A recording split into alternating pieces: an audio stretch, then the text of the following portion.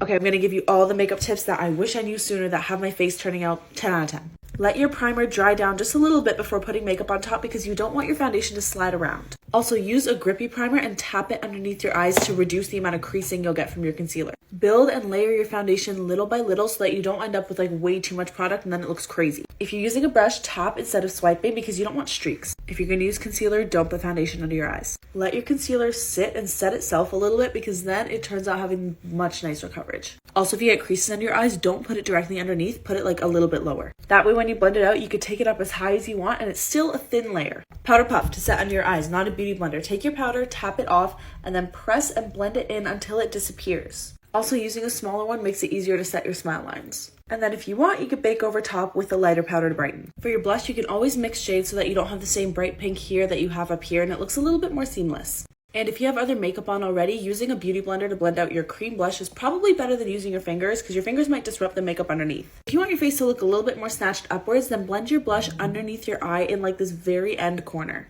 Also, don't be afraid of highlighter. You just have to know where and how to apply it correctly. Look, I'm going under my brow, sweeping up here, and then right onto the top of my cheekbone. Don't go any further. And just pop a little bit right on top of your brows for that nice little forehead glow.